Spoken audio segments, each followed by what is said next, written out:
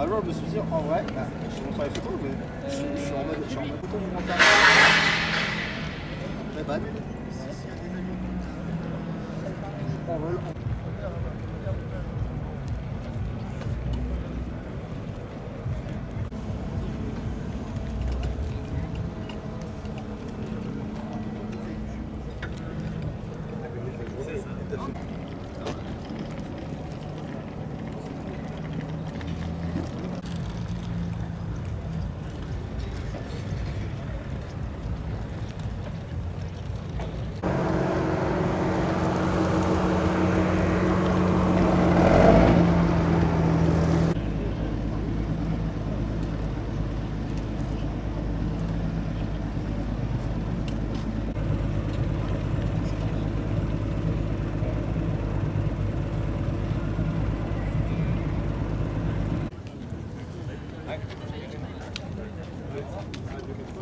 Parce que vous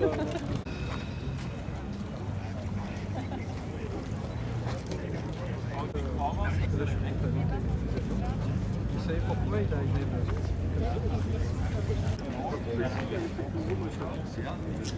donc c'est très ouais, mais en fait, on commence tout ça sur lequel il fallait mettre des hélices. C'est les hélices à l'époque les plus Tandis que s'élance un avion un petit peu plus ancien mais tout à fait iconique, Lockheed Lightning P-38 qui décolle vers le nord, piste 01.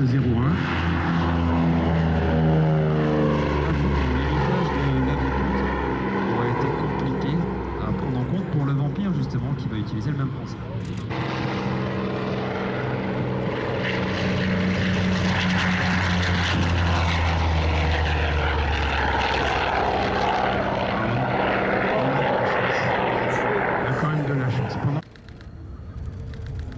Par la droite, un trio exceptionnel.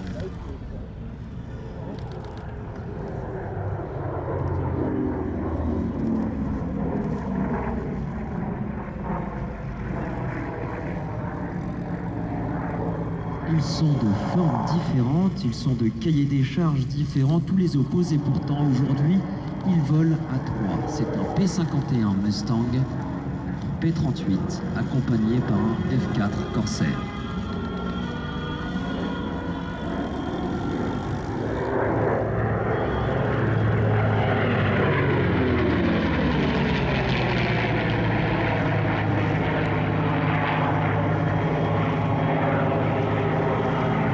Ces trois avions symbolisent quelque part l'excellence américaine, l'excellence en conception d'avions, en production d'avions. Ce sont les avions de la victoire, ce sont des avions qui, plus de 80 ans tout à l'heure du Corsair. Le Corsair, c'est l'avion essentiellement du Pacifique, c'est l'avion de Boeington. Revenir dessus, un moteur en étoile extrêmement puissant, un avion assez gros. Il a une corpulence qui est presque celle d'un avion moderne à réaction. Un avion de chasse, bien sûr. Le leader, celui qui a la fumée, surchauffe de faire des bombardements. C'est un avion, lorsqu'il arrive en Europe en 1943, qui commence à révolutionner, bien sûr, la chasse, mais surtout le bombardement. Parce que c'est un avion qui a de l'autonomie, commence à aller assez loin. Aller assez loin, ça veut dire accompagner les bombardiers qui vont vers l'Allemagne, qui vont vers la Ruhr, bien sûr, là où se trouve le bassin industriel, mais aussi peuvent aller un petit peu plus loin. C'est pas encore l'avion qui permettra de faire l'aller et le retour avec un accompagnement. Ce sera le rôle, notamment en haute altitude. Grâce à ce profil d'aile et ces deux moteurs Allison dont parlait Alain à l'instant. Cet avion, au-delà de ça, il se pilote de façon différente. Là où on est habitué à avoir un manche entre les jambes, on aura ce qui ressemble plus à un volant. Et c'est pratique de tourner à deux mains quand on a une aussi grande voilure.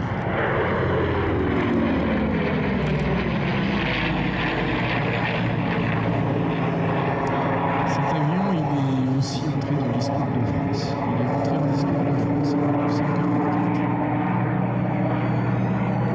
1944, c'est l'année du débarquement de Normandie, c'est le débarquement de Provence. Avant le débarquement de Provence, eh bien, on a besoin d'images, on a besoin de reconnaissance.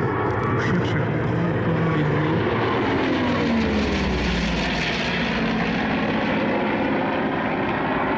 cherche à comprendre comment l'ennemi serait organisé. Pour ça, on a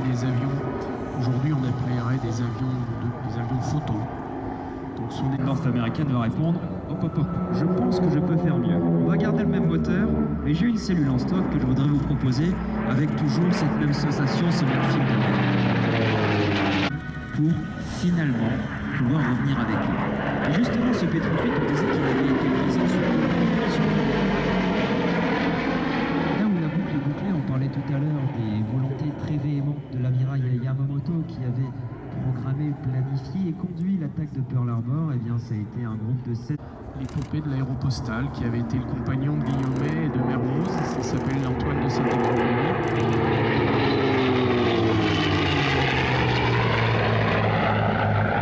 Et ce pilote, alors qu'il a 44 ans et qui est leader, le Corsair le suit. Le Mustang est un avion assez extraordinaire.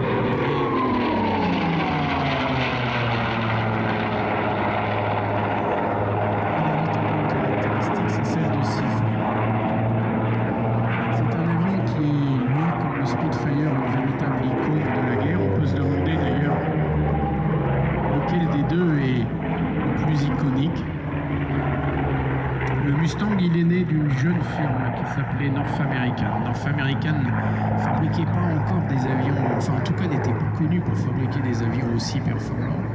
Et un jour, ils rencontrent ont été conçus et au-delà de la bonne conception aéronautique, ils avaient cette capacité à sortir des avions à la chaîne et ça correspond au rythme de production. Oui, ça ne sert à rien d'avoir le meilleur avion du monde si on ne sait pas le fabriquer massivement.